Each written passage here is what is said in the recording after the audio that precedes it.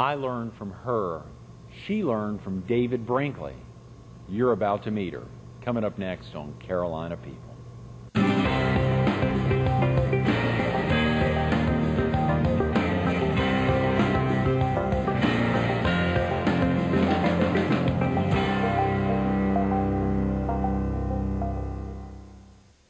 Good morning. Welcome to Carolina People.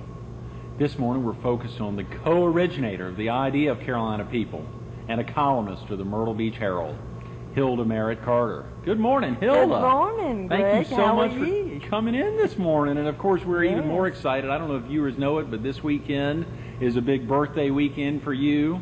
Oh, this upcoming weekend, of course. Well, we want to forget that. That's right. A big celebration planned, I know. And it was exciting talking to your son last week, hearing him talk about some of the plans he's got for your birthday. Not to surprise you too early. Yeah. Well, Gene Hudson, every birthday he takes me to K&W. That's my famous place. Does he take you? I thought he took you to some fancy place up in Calabash. Well, we do that during the year.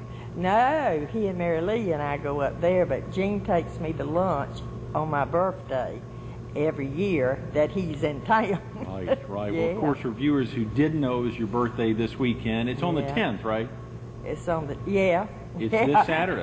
you thought I was 10 years old. You'll be 10 plus a few years, that's right. Yeah. Of course, the big, not to throw those years out there, Hilda, but the big 7-0 a couple years ago when we had the birthday. Yeah, the big well, party. I'll be 72, and I'm very proud of that. You know, there was several movie stars years and years ago that, you know, had wrinkles in their face and all, and somebody asked one of them, said, well, are you going to have those taken care of? She said, I work too hard for them. So that's the way it goes. And also, there's a lot of birthdays in September that's in my family. 2 or 3 sons had their birthdays in September, and also Jack Thompson. I didn't know Jack's birthday was in September. And also DJ's birthday is in September. Even more importantly for the two of us, my beautiful baby girl's birthday this Sunday. I know it, and hers is the 11th, the day after. That's right, the day after yours. We're having a big party here this Saturday. Yeah, and the grandmother Everett, that I adored, hers was on the 11th. Yeah, of course, my dad's mother. That's a huge birthday, and you know, born in 1893. To think how old she'd be now, I don't add very well, but she'd be 112, I think. And of course, I can't believe this Sunday is Brian Simpson, our data services manager, and Fran Montrose, and so many others celebrating what a lot of folks around America aren't at a celebration time with the kind of Day of Infamy. Yeah, and you know, I said that right now there's not a lot for us to be thankful over because of the hurricane that has hit New Orleans, which was one of my favorite places. Down on Bourbon Street, I've heard some great jazz there. Yes. And to think that it was, did you see pictures of it when it lifted that whole building and just moved it? No, you're that kidding. Was on, casino. Just moved it right onto land. I said, you know, I feel so sorry for those people, but thank the gracious it wasn't us this year. Well, you know, it is amazing how you begin thinking about keep it away from home. That's right. Albeit you don't want anything bad to happen, and anything could be happening this weekend or next weekend. Obviously, with us being right in the heart of hurricane season. But let's get off hurricanes, Hilda. We got to focus on the launch of Carolina People, and you know, we go back and I try to rack my brain thinking, how did this idea come up? Of course, I'd like to take credit for it since I've hosted, but I can't. Well, you were the hardest one to convince I've ever seen. What do you mean? Well, I mean, I've been wanting you to do it 5 years ago. Right. But you kept saying, no, let's wait. And then finally, Donald, bless his heart, he and I both got on you.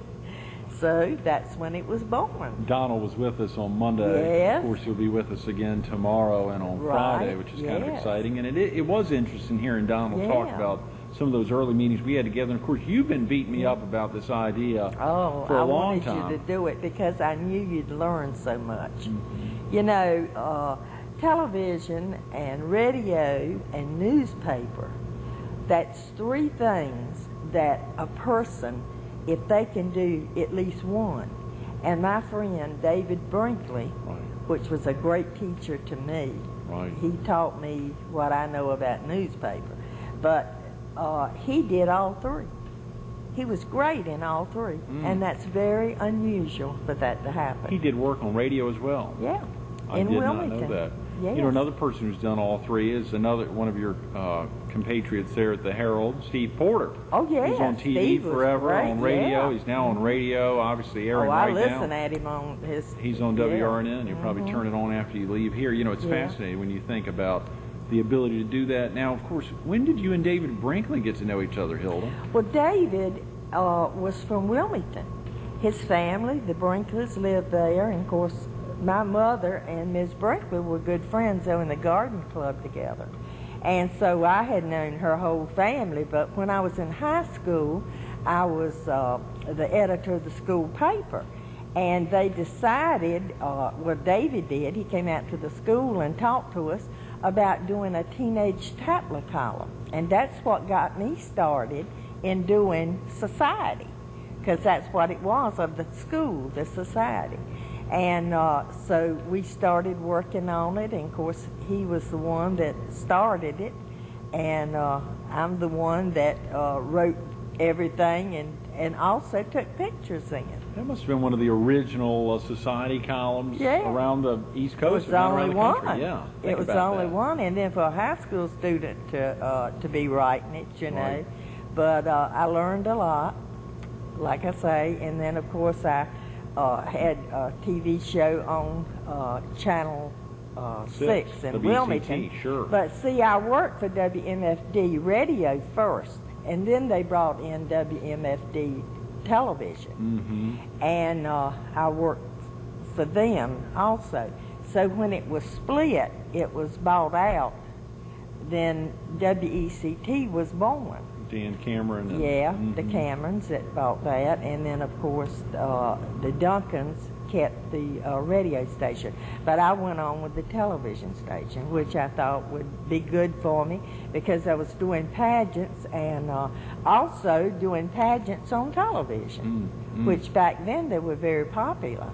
You know, the Miss Pirate pageant, which was a television show. That doesn't tie into Pirate Land down here, not the family No, right. it that was something just up there in Wilmington. it was a pirate. That was the name of the pageant, Miss Pirate Land, and the girls competed, and whoever got it was representing the TV station. Wow. Oh, and then we had a Miss Waves pageant. If somebody said pageant, we had something, but it was fun. You know, Hilda, we still hear that phrase pageant, beauty pageant, or now they talk about scholarship pageant. Is it still appropriate to call it scholarship is really the Miss America pageant, which you know is wanting to leave Atlantic City. I've heard about that, sure. And of course, it's 10 years that I was trying to get it down here in Myrtle Beach. To Myrtle Beach, sure. And of course, we had a good thing going, except we didn't follow through like we should have. And they do want to leave Atlantic City. They want to go and do things elsewhere. And when I found out that we might have this convention center, right, boom, you know, I thought right then, that's the America International Trade pageant. Center out there next to the existing one. Well, it'd be big enough to have it. So. That's a great idea. Yeah. And, well, getting back to you, I've been so proud of what you've learned from doing this television show. And the thing that I like so good, and in fact, when I did my television show, Cruising the Carolinas. Cruising the Carolinas on Fox. Sure, here.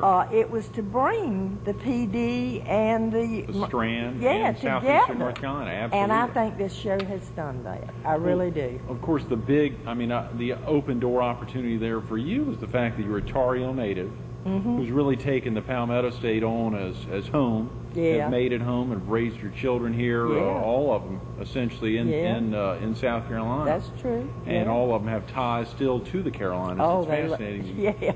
So Cruising the Carolinas was a perfect tie-in for someone. You know, I think back to some of our trips when you were doing that up to see Jim Burns, if you remember, in Wilmington. Right. Of course, we always wanted to go see Hannah Block, that judge friend of yours, Atha and Sally. It's incredible to think about those folks that we were able to see, many of them before they passed away. Oh, I know, which has been wonderful, you know. In fact, I think that going back into time, you learn things now that you didn't learn then. Right. And it really plays with you, with your mind, because you're saying, why didn't I see that back then? Right. Why didn't I know I was doing, you know? But then as it comes along, it's just wonderful, you know, what we've been able to accomplish. Oh. And you have on this show, it has been fantastic. I'll tell you, the one show out of all 3 years that I really liked the best. Huh, And you got probably, yeah, I've got a favorite. And that was when your little brother was telling about writing the book on his grandfather. I did not know that Luke was doing that. Transcribing the diary. Yeah, I did not know he was doing that. I mean, it was just a shock to me. And after he said it, I kept listening. And I thought, well, why didn't I know that? You know? 56 years of diaries every Sunday. For because, viewers who missed that episode. Because, see, I knew all about your grandmother. Right. But, see, I had never met your grandfather. He was already dead, you know. And I did, and I'd heard things through family, but that was about it. Wow, Hilda, I'm going to have to tell Luke that. You know, Luke right now is in his second full week. He's right in the middle of his second full week at your alma mater, at UNC Law School. If you think about that, he and his oldest brother, not his older, but his oldest brother, and his wife are all now 1Ls, first-year law students at Chapel Hill. That is, and now, see, I look to see you back in school. Well, that's in law school, and then we'll have it all. all. That's right. That's right. I'm sure Dad would love that. But, and now, well, like I say, that was one of my favorites. I mean, I just did not know Luke was doing it, and he just brought up some things. I'll be the first one to buy one of those because it's going to be wonderful. When we actually transcribe, I mean, of course, the transcriptions happen. Again, for viewers who missed that, the Diary of Reuben Oscar Everett, which began January 1st, 1915, on that Sunday, and ran through April 1971 when he passed away. And then, of course, as Luke shared with us, something I didn't know, his wife, my grandmother, in 71, that same year, she did 4 weeks of transcription after his death to fill in about the funeral, to fill in about all the notes she was writing to people. And, of course, the fascinating thing, Hilda, that Luke did not share, I don't know if he knew or not, Mima, my grandmother, did not run for re-election on Durham City Council that year in 71 because of the impending death of her husband. She had gone on City Council in 1951, first woman. She had married Siemens, went on together, and Mary Siemens only held the one term, and Mima held it to those 5 terms. And then declined to run for re-election because of the doom of her husband. Well, I feel so blessed that I met her. I know. Because I really enjoyed talking to her. The old WC connection. Lord, that's exactly and right. everybody there loved her, you know. And when we know she was coming, we were just all down there to hear her. You know, she was class of 1915. There. I know it, At that time, it was called State Normal, but a fascinating thing, Hilda, she and I went back in 1988. We went back in 1988. No, she was class of 1913. Excuse me. We went back in 1988. It was her 75th reunion. And there was no one there from the class of 1918. And only one other person there from the class of 1923. And, of course, she was there for the class of 1913. It was in 1988. It was her 75th reunion. I remember that. And we got a golf cart around Greensboro and drove around the campus. I mean, the UNC Greensboro campus. It was incredible. But, you know, like I say, she was just one of my favorites. And I remember, and I didn't want you to know I was so excited about seeing the desk that she sat behind. I mean, it was so gorgeous, you know, and I could just see her. You and I were up in Durham, that's right. And I could just see her behind that desk, you know, doing all the things that she did. Oh, this woman, I'm going to tell you something. She will go down in history. She has. Yeah, I got one this thick on her. I know. She's looking down at us right now, Hilda. It's fascinating. One very strong woman thinking about another. I know. But you know, too, getting back to the guest that you had, another one that I really enjoyed was Alan Clemens. Alan Clemens, sure. How many men would you know that age that could repeat the creed, the Boy Scout oath? I mean, it was amazing seeing him sit here and just, you know. Yeah. And I thought, golly, he really was a Boy Scout. Right. He did it here in this studio. He did it up at the Pete Erie Council Service Center. Yeah. He did it up at Camp Coker, out on the campsite.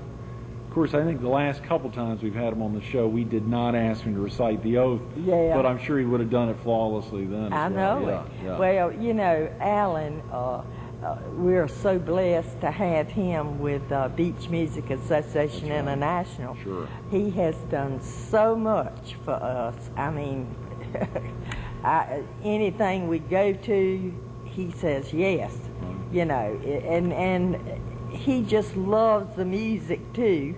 And at first we were trying to think of who we were going to get, you know, because Bubba was leaving, and I said, Alan Clemens. It was a great idea, Hilda. I know it. Absolutely. He is just so wonderful. Of course, it was exciting, and not to highlight Alan, and of course, Alan's got so many great things going on. When I was blessed to be honored by the Hilda Carter Award by the Beach Music Association International this year, to get in that shot with you. I was so excited. You and Alan there, and of course, even more exciting, I think back 3 or 4 years ago when we traveled. Yeah. I can't remember who drove up with me that day for you to receive the Silver Crescent Award. For the governor. Jim Hodges presented that to you, and of course Jack and Jackie and all your family were there. Yeah, I thought they were coming for the music. Who rode up with me that day? I got to remember who that was who went up with me I know somebody was with you because you were bringing pictures back. That's right. I got to remember who I was. That was an exciting day for me. I mean, it really was. What was that like, Hilda, getting a statewide honor? I mean, that's the highest honor. You know, it was such a shock that I would get that honor, because I remember saying to the governor, I said, you know, you have really changed my mind about people that get these awards, because I always thought that these were people that had a lot of money, you know, and they could buy their way through. And I said, and now to know that I'm getting it, and I certainly know that it's the poorest woman in South Carolina. And he looked at me and he said, well, you know, money's not everything. And that's true. It's not. But I love what I do. I mean, working with the Myrtle Beach Herald. Sure. Because I feel like I've come back home, you know, because I had left.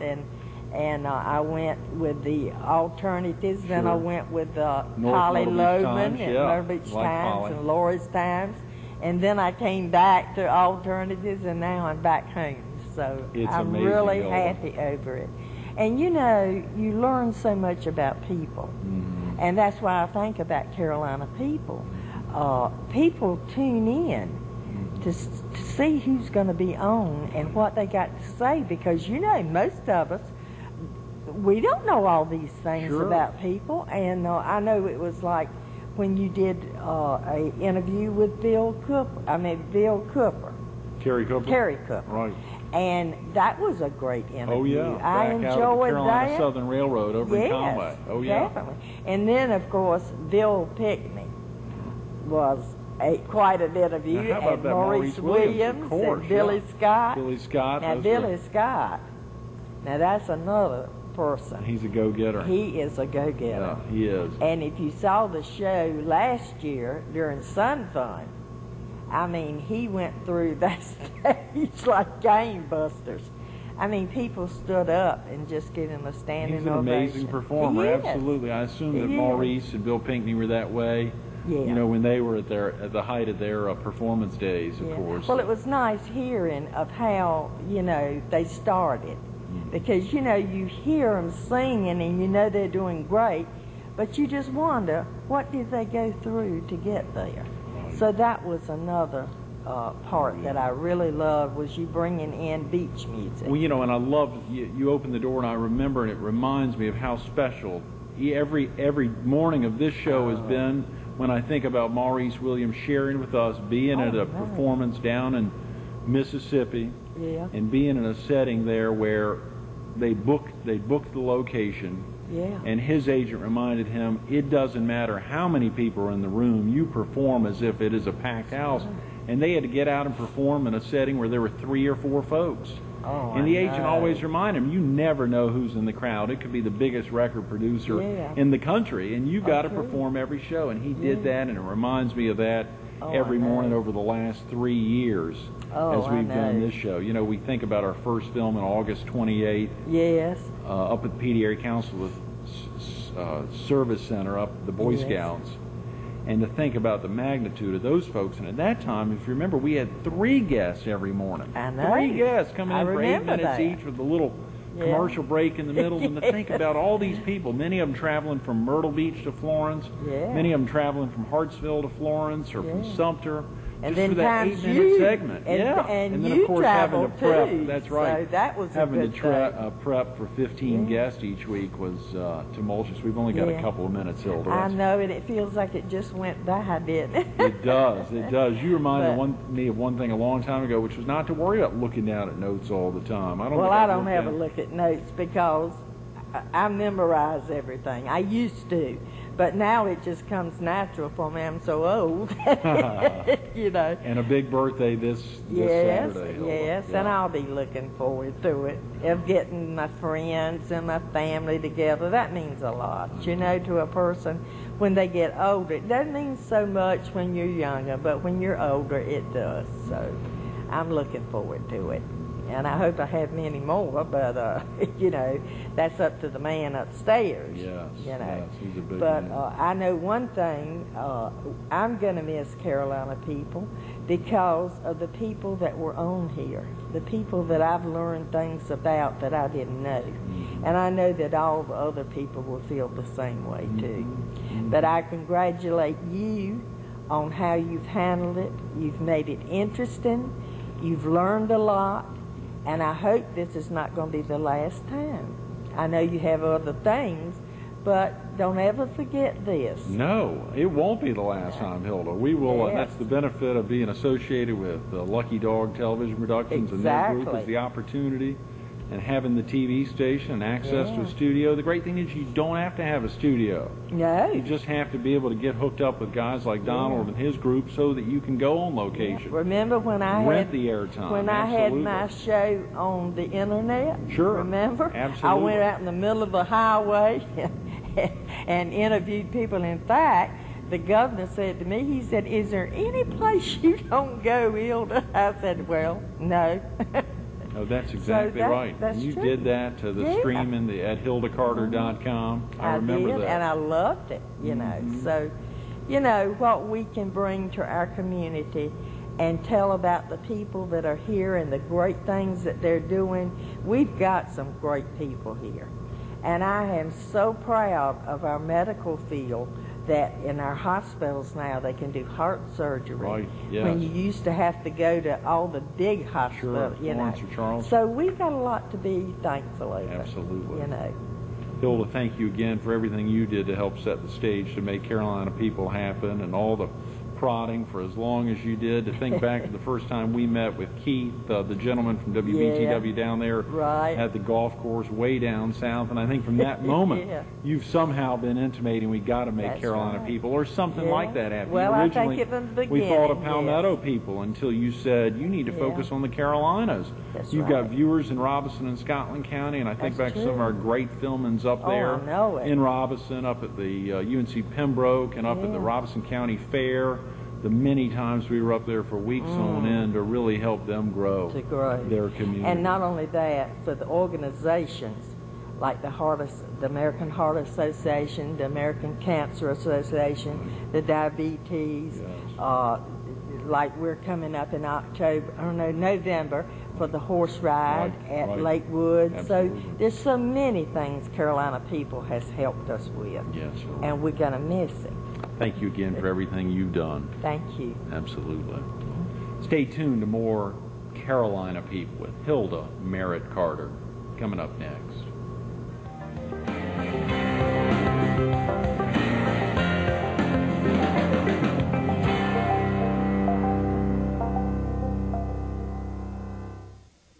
You know, you think back to those early days in Wilmington, Hilda, the teenage tattler.